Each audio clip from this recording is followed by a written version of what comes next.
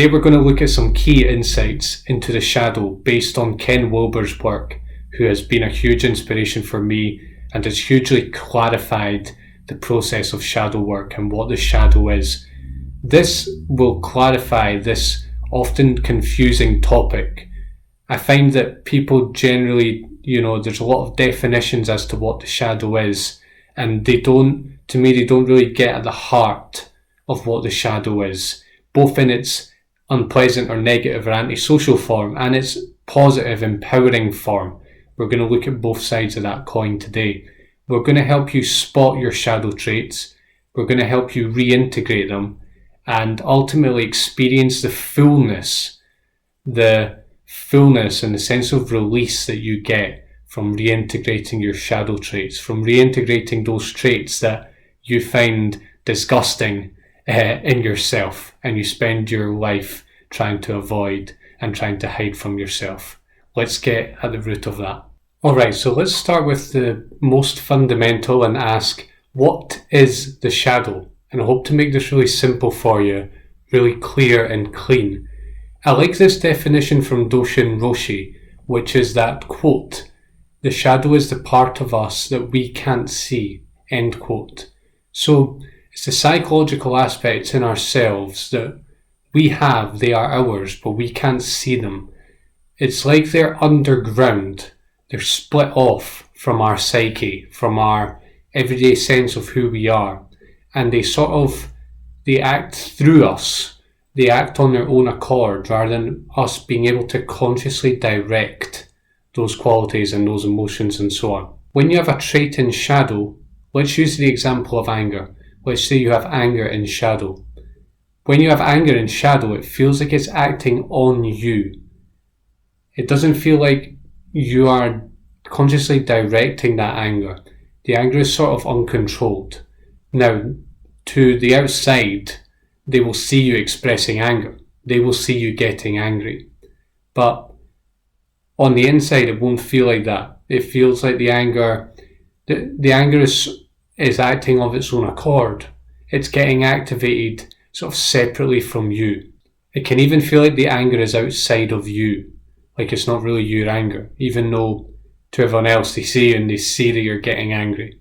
And actually, this is a fundamental aspect of the shadow that points you to where your shadow traits are, because when a shadow trait isn't fully integrated into who you are, you project it onto the outside. This is one of the fundamental mechanisms by which the shadow remains hidden to you.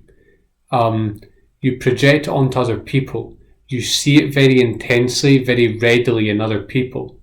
And then you go about sort of trying to change them, to try and get the shadow trait away from them, to stop them expressing it. Because actually it's something within yourself that you can't stand, that you find disgusting, that you can't incorporate into who you are. And so it feels like everyone else has that quality, but you don't. That's one of the main ways to spot a shadow. And it's one of the main ways to see what the shadow really is. It feels like it isn't you, but actually to everyone else. And if you look a bit closer at how your psyche is working, you'll find out that it is actually you. It's one of your qualities, not a quality that's out there in the world. We're going to return to that point in just a minute. Another key contribution from Ken Wilber is to recognize that shadow traits occur in many ways and from all levels of development, all throughout our developmental journey from childhood, as teenagers and into adulthood. We are constantly accumulating shadow. And I think this is a really refreshing way of viewing it, because Freud and Jung, who were the two biggest pioneers in this area, had a very limited view. Freud focused on childhood shadow formed in childhood from the oral stage, the sexual stage, and so on. And he sort of reduced all of our adult neuroses to shadow problems that arise in this period of our lives. And something about that, when I first read about that, a few years ago now, something about it just didn't resonate with me at all. I didn't know Ken Wilber at the time. I didn't know about what he was saying. But I remember reading Freud's work and just thinking, this sounds a bit oversimplified. Like, who could ever believe that all of our neuroses went back to these periods in our childhood? And Wilber's theory backs me up on this. It backed up my intuition on it. And actually, as we're progressing through life, we are constantly repressing things because they seem disgusting to us. We're constantly pushing things down into our subconscious. We start off as babies with no shadow, and it's not like once we reach childhood, we start off zero, we go up, we get some shadow, and then we're done for the rest of our lives. It's really not like that. It's really a continual rising. And it happens in two fundamental axes of human development, which are the state stages of development and the structure stages of development. I think the powerful thing for me about this insight is that often when we get into adulthood, we actually start justifying our shadows as being sort of noble and lofty. Sometimes that can happen. And I guess what this theory reminds me to do is to not just assume that because I'm angry about something or because I have righteous indignation about something that it's necessarily something lofty and noble. It might not be. It might actually just be a lot of my shadow is in that. It's in those feelings. And so it reminds us to be very honest with ourselves throughout life. No matter, how solid we feel like our identity is, and no matter how solid our views are, and so on. It reminds us just to be humble and just to be very careful about the fact that all of our, neuroses could come down to shadow aspects. So returning to the point of projection, let's talk about who do you dislike? And this is something that Wilber really showed me in his work. He's pretty adamant from quite early on in his work. I think I read it in Up From Eden, which he released in the 1980s, I think. So that just shows you. Basically, the principle is that if you want to see your shadow, look for who do you hate, who do you dislike, who do you have issue with in your life, and those people are holding the keys to your shadow. Basically, with people we dislike, they more easily activate our shadow. Let's say they have a trait that we don't like in them, and that we sort of hold against them all the time. But what that trait actually is it might be a values conflict to some degree, but actually a lot of the time it's just our shadow, and that's why it triggers us so much.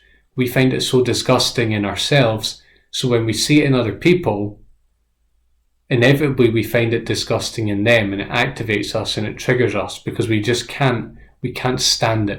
Wilber's way of looking at it is actually that if we dislike people, we have shadow surrounding those people and the traits that they have, and vice versa. If someone has traits we don't like, we're going to dislike them. So it's a necessary and sufficient condition here. You can guarantee that if you don't like someone, you're going to have some shadow there, and it's pointing you to repressed aspects of yourself that you're not acknowledging. It can even be groups of people. So maybe you don't like the corporatists, maybe you don't like gay people, maybe you don't like the rich, maybe you don't like Asians or whites or teenagers or whoever it is, whoever your favourite group is to demonize. You can almost guarantee that there is shadow there. I'm not saying that you can't have a values conflict, but if this causes, a lot of emotional reaction and it causes sort of anger and sort of hatred, you just have to be very careful. I'm not saying we don't have values and we don't have preferences and we don't say this is what we want in our society and this is what we don't want. But you have to just be very careful with these things. And you can have both. You can definitely have both. In fact, I'd say if you have a values conflict with someone, chances are there's going to be shadow there. Doesn't mean you have to deny your values and your morals and whatever, but there is going to be shadow there. And it's something we need to be very careful of in these times where, minority groups are getting greater voice in our society, which is a great thing. But I feel like there's more public attacking and more, public denouncing than ever. And we tend to view this as lofty and beautiful and correct and moral. But actually, a lot of the time, if you look at people who are involved in these things, you can see a lot of darkness there, a lot of shadow. And I just think it's something we all need to be very careful of. As we, in our modern times, we love demonizing people and bringing people down from their perch. We just need to be very careful what we're doing there. I just want to say as well that the fact that you have shadow with someone doesn't mean that that person doesn't have that quality. It actually means that they probably do have that quality, and that's exactly why they trigger you, because you dislike that very quality in yourself. So it's not like you're making it up, but what does happen is because of that emotional triggering, and because of that dislike you have for your own shadow, it's going to come across as more intense than it actually is. You're going to have more reaction to it. So just remember that. They probably do have that trait, but you're probably exaggerating how much they have it because you're getting activated by it and you're like, whoa. You're not actually seeing that person as they are. You're seeing them through the filter of your own shadow. Wilber also talks about the Geiger counter. This is one of his concepts that I love. Basically, as we go about life, living life, interacting with people, taking care of things, having different experiences, our shadow is getting activated all the time. You're going to notice that it's like a Geiger counter. When a Geiger counter gets closer to radioactive material, it bleeps more and more and more as the amount of radioactivity increases. The same thing happens with our psyche. As our psyche approaches, people and groups of people and other things that have our shadow traits, it causes like this dissonance, this like sense of unease and tension within you. So just be very aware of that as you're living your life. Wilber uses a term called carpet burn. You get carpet burn. As you rub up, as people rub up on you, you feel the burn because it's like your shadow is getting activated. So this is really a fantastic way to see your shadows. If you have someone in your family or a colleague or whatever who creates this really, this feeling of inside you, there's probably shadow material there. So just watch out for that. It's a fantastic detection tool. And finally, I think one crucial insight from Wilber that's really changed how I look at shadow is to recognize that the shadow isn't just negative and antisocial traits. It actually consists of positive traits that normally you would want to integrate into your psyche and that would be socially acceptable to do so. We often talk about the shadow as though it were a negative thing. Even the word itself, the shadow, it sounds dark and mysterious and hidden and, threatening in some way. But also the shadow has all of your positive traits that you don't recognize, that you don't fully embody yourself. And I think we must recognize this because when we talk about the shadow, and I'm guilty of this myself, I talk about repressed anger a lot. We talk about things that are quote unquote negative and not socially acceptable to express, and that's part of the reason why they end up in our shadow, I would say. But we also need to work on the positive side. What are the positive aspects in ourselves that are actually repressed? You see them in other people and you admire them in other people, but it's really shadow admiration. They have it, but they also have your shadow on top of it, the unacknowledged brilliance in yourself. And I think this is crucial if we want to have a full understanding of the shadow. We want to be full human beings. What I think we can say about the shadow in terms of negativity and darkness is that the effects of the shadow, whatever way you look at it, are pretty dark and unpleasant. I'm not saying that the shadow isn't necessary. The shadow is necessary. It's a protection mechanism. But the effects of the shadow more often than not are negative and unpleasant, more so than consciously embodying that emotion would be, even if that is an antisocial emotion. Because what's happening is the shadow is driving you from underground, from the subconscious. So it's holding you, it's got you. You don't have it, even though it's really part of you. And so when you reintegrate that, you get all of those qualities back. And then you're actually able to direct them consciously and channel them and decide, do I want to express this or do I not? Not repressing it, but also not pushing it away. Just being able to decide, have decision. You don't have that decision when when these traits are buried in the shadow, because they're acting on you from behind the scenes, so to speak. And yes, we might, think that certain qualities are antisocial or dark or disturbing or whatever. And frankly, there is plenty of that in our shadow. But denying those traits just intensifies the shadow. It doesn't cause the traits to go away. This is a mistake we make with the shadow, and this is why it forms. We think that pushing them out and demonizing them in ourselves and in others will get rid of it, and it doesn't work. So let's stop that. Let's stop doing that, and let's start consciously acknowledging them. Let's do the work to start reintegrating them. Ultimately, this shadow integration is positive work, no matter what traits you do it with. Not just for you, but for everyone around you. You're going to feel much fuller. You're going to feel much more authentic. You're going to feel like you're in control of your emotions much more than you were before. You're going to be less obnoxious, frankly, and less fake and inauthentic to the people around you. And there's something very attractive and very powerful about this.